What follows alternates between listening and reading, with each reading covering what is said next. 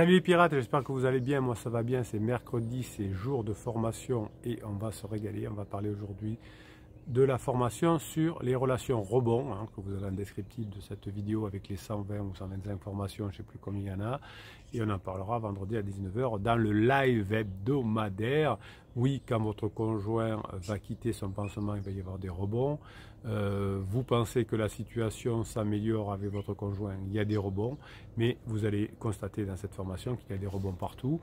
À la fin de l'été, vous commencez à mettre votre pull et votre blouson, et puis il refera quelques rebonds de jours chauds, ou à la fin du printemps, vous aurez vous direz ça y est, on est en été, je mets le t-shirt, et puis vous retomberez sur quelques jours de fraîcheur, et vous devrez remettre une veste. Voilà, c'est comme ça, tout ce qui marche dans la vie a des rebonds. Donc la relation avec votre conjoint a eu des rebonds.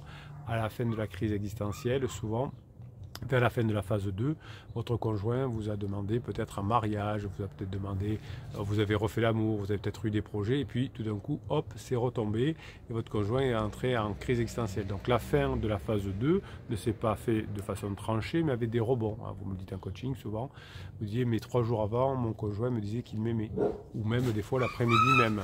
Donc votre relation avec votre conjoint s'est abîmée par des rebonds, et reviendra dans quelques temps avec des rebonds aussi, et la relation avec pansement, entre pansement et criseux, va se terminer par des rebonds également. Alors pourquoi cette histoire de rebond qui fonctionne dans la nature fonctionne aussi dans les relations? Eh bien c'est parce que finalement la relation entre pansement et criseux, ou une relation en général, est comme une drogue et comme un sevrage. Donc dans une relation avec pansement qui va se terminer, on peut penser à un effet de drogue au départ, parce que votre conjoint est très mal dans sa peau, et donc a besoin d'un pansement pour lui faire du bien, pour avoir son shoot de dopamine. Donc on devient drogué à pansement, qui nous amène finalement pas grand chose, mais juste des shoots de dopamine. Et donc finalement le corps de votre conjoint est devenu conditionné à cette dopamine du pansement. Donc c'est pour ça qu'on passe son temps sur son téléphone, bisous bisous, tu me manques, etc. Et finalement on va avoir un conditionnement finalement qui va être bien au-delà d'un fonctionnement normal. On va s'envoyer des centaines de textos. Alors c'est vrai que quand on est entre pansement et criseux, on ne se voit pas souvent, parce que on a un boulot, l'un des deux ou les deux sont encore en couple, etc. Donc ça fait qu'on ne se voit pas souvent. Et donc l'effet drogue, l'effet dopamine, l'effet ocytocine est fait souvent à distance par du virtuel. Donc finalement, lorsque l'on va diminuer la promiscuité avec son pansement, c'est comme une drogue. Il va y avoir des syndromes désagréables qui vont faire qu'on va se retourner vers pansement.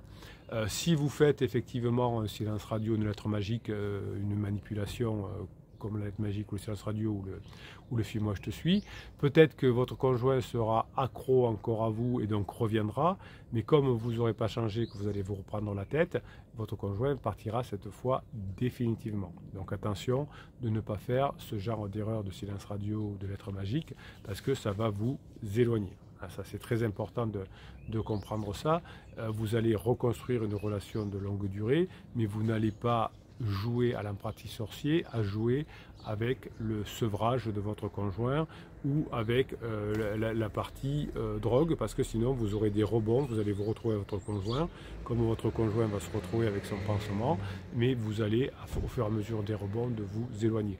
Donc vous allez faire quelque chose de beaucoup plus stable, vous allez montrer que vous échangez, vous allez passer des grands moments agréables ensemble, et du coup vous allez pouvoir vous rapprocher au fur et à mesure. Donc quand votre conjoint va être victime de rebond, c'est parce qu'il a des symptômes de sevrage. Et selon votre conjoint, selon l'intensité de la souffrance qu'il a eue avec vous, eh bien, les rebonds vont être beaucoup plus importants. Si vous avez été un boulet pendant longtemps, si vous avez mis beaucoup de pression, si vous avez fait des silences radio, si vous avez fait des ultimatums, il y aura eu une grande souffrance de votre conjoint. Et évidemment, qu'est-ce qui va se passer? Eh bien, il va y avoir ensuite beaucoup de rebonds avec pansement, parce qu'on aura besoin beaucoup de dopamine pour oublier tous les interdits que vous avez faits. Et finalement, lorsqu'on a eu besoin de beaucoup de substances addictives avec pansement, eh bien, il va y avoir un mode de sevrage complexe qui va venir finalement avec beaucoup de rebonds. Si la personne était vraiment mal et que votre conjoint à son pansement à lui apporter aussi du bonheur, j'avais ça en coaching, eh bien la personne faible pansement qui a profité de votre conjoint peut menacer de se suicider, etc. Alors si c'est un homme, il peut le faire, si c'est une femme, souvent c'est plutôt des manipulations, mais il faut quand même être très vigilant quand quelqu'un menace de se suicider, hein. Souvent c'est que des menaces la plupart du temps, mais il faut quand même rester prudent. Donc finalement, pourquoi votre conjoint va revenir en rebond vers son pansement?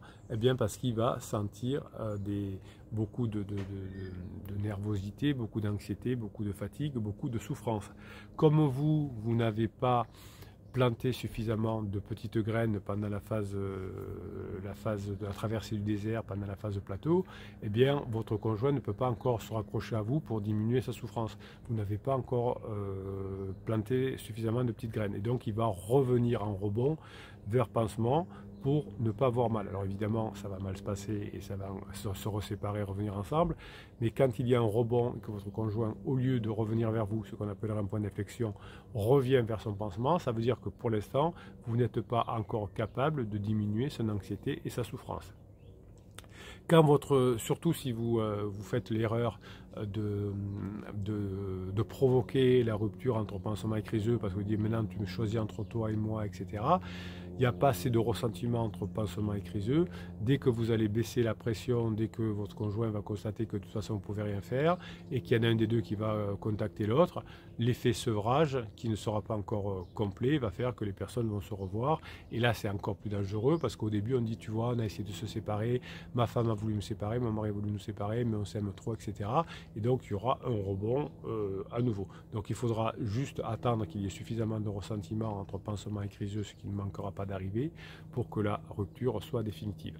Donc si vous faites que votre conjoint est obligé de se séparer rapidement de pansement, eh bien il va avoir des nausées, des vomissements, des vertiges, des confusions, parfois des pertes de contrôle musculaire, des pertes d'appétit, des troubles du sommeil, de la colère, de l'irritabilité, des tremblements, des hallucinations. Tout ça va faire que ça va faire mal à votre conjoint, qu'il aura envie d'avoir ces rebonds si vous n'êtes pas capable de lui amener suffisamment de légèreté. Et finalement, votre conjoint va être tellement mal, tellement fatigué, il va même parfois peut-être convulser, il peut avoir des problèmes cardiaques ou des AVC hein, avec le stress. Donc finalement, hein, ça peut aller très loin, hein, ces histoires de rebond, parce qu'on fonctionne vraiment comme dans une drogue. Alors évidemment, le sevrage va être d'autant plus long que vous avez fait beaucoup d'erreurs, vous avez commis beaucoup d'interdits, que votre conjoint a eu besoin beaucoup de se faire consoler par pansement. Donc vous aurez un effet de rebond qui est finalement comment dirais-je, très connu, hein. C'est comme si finalement votre conjoint avait besoin d'antidépresseurs, de somnifères, d'antipsychotiques, de corticostéroïdes et le pansement finalement lui amène ça, ou pense qu'il va lui amener ça. Donc comme si c'était un médicament. Alors je vous déconseille d'avoir un traitement médicamenteux pour sortir de la relation entre pansement et criseux, mais certains médecins généralistes qui ne connaissent pas bien les crises existentielles peuvent prescrire finalement des antidépresseurs pensant que la personne fait une dépression.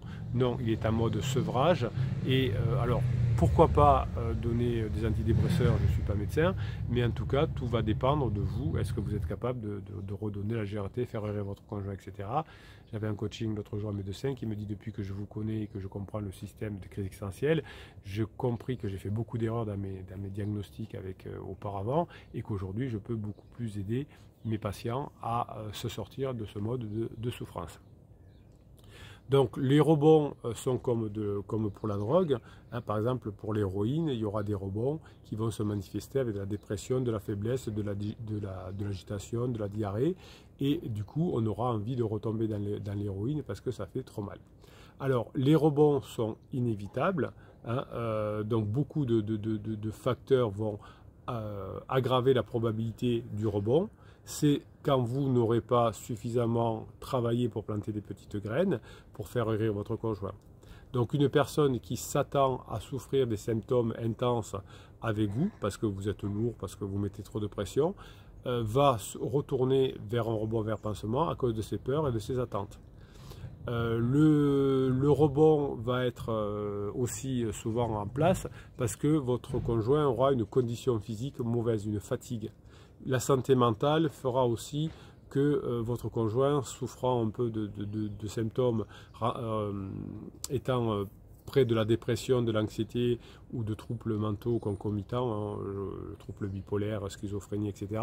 Ils n'ont pas, attention, quand on est en crise, on n'a pas la triade noire, on n'a pas ces maladies-là, on a juste les symptômes. C'est comme si je tousse, je n'ai pas la grippe forcément, j'ai les symptômes de la grippe, ça n'a rien à voir. Donc votre conjoint vous montre des choses. Alors si votre conjoint va avoir un psy qui n'est pas suffisamment formé, il va croire que votre conjoint effectivement a affaire à un pervers narcissique parce que lui, il va expliquer tout ce que vous faites de mal et le psy qui n'est pas formé pour, puisque les psys sont formés et très bien formés généralement pour traiter les problèmes de l'enfance, pour se libérer des problèmes de l'enfance depuis la psychanalyse, mais un psy n'est pas formé pour comprendre comment fonctionne une crise existentielle, une crise de couple, etc. Ça n'a rien à voir, hein. C'est comme si je vais chez mon poissonnier et que je lui demande des conseils sur la cuisson de la viande. Ça ressemble un peu parce que c'est toujours de la nourriture, mais on n'est pas du tout spécialiste.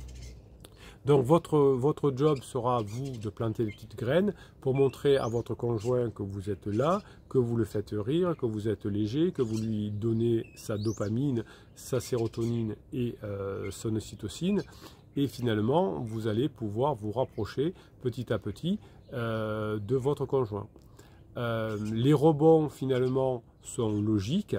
Hein, certains rebonds sont parfois des stimulants, hein, pour ne plus avoir mal, mais à long terme, les rebonds finissent par, c'est comme une balle de tennis, le premier rebond est important, on se revoit longtemps avec pansement, et puis le deuxième un peu moins longtemps, etc. Plus vous aurez amélioré la relation avec votre pansement, avec votre conjoint, plus la relation avec pansement va se dégrader. Donc vous allez apprendre dans cette formation à traiter les rebonds de votre conjoint. Vous voyez ici, je vous explique dans les vidéos pourquoi, et ensuite il me faut du temps pour vous expliquer comment on s'en sort de ces rebonds. Donc dans la formation, vous avez 2h30 de contenu audio que vous allez écouter par tranche de 10-20 minutes, que vous allez écouter, réécouter jusqu'à ce que vous maîtrisiez le phénomène de rebond et que vous sachiez le gérer. Vous avez dans la formation évidemment un fichier de neurohypnose pour mieux gérer le rebond, pour mieux accepter le rebond de votre conjoint, et vous avez un fichier de motivation pour être motivé pour passer cette partie rebond. Allez, on va aller faire un tour du côté de Facebook aujourd'hui. Vous savez qu'il y a 2 endroits où la team, la famille des pirates se rencontrent et se donnent la grinta pour mettre en application ce que vous apprenez dans les formations. C'est bien d'avoir les formations, c'est bien de les apprendre, et ce qui est encore mieux, c'est d'avoir la grinta des autres pirates, les encouragements des autres pirates pour le mettre en application. Donc vous allez pouvoir écrire en commentaire des vidéos aussi ou sur le groupe Facebook.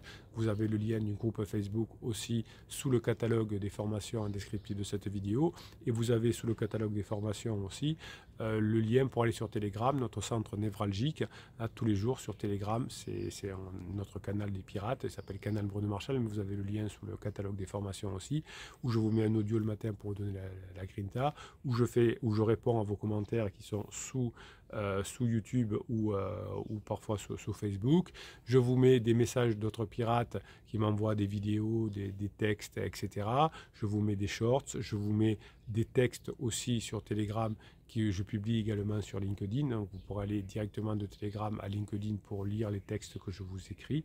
Donc vous avez sur Telegram quelque chose qui est important, c'est le centre névralgique. C'est là où vous avez le plus d'informations pertinentes et techniques. Voilà. Donc ça vous aide à vous motiver entre 2 formations pour continuer à mettre en place les formations. Allez, on va aller faire un tour du côté de Facebook, voir ce que vous me racontez ce matin. Et on y va. Donc comme d'habitude, je prends généralement le dernier message que je vois, donc c'est le... Vous voyez du coup à peu près quand je tourne les vidéos. C'est alors Gévo au top. Donc, si vous allez sur Facebook et sur les commentaires, vous avez des vrais pirates en face qui vous répondent, qui sont dans la même situation que vous, qui sont plus avancés que vous. Bonsoir à tous les pirates. Et oh, le capitaine, on l'oublie. Petit message à ceux qui n'ont pas trop le moral. Alors ça c'est bon, je ne sais pas, j'ai pas lu encore le texte, mais donner des messages pour les autres pirates qui n'ont pas le moral, c'est bon parce que ça vous donne le moral pour vous aussi.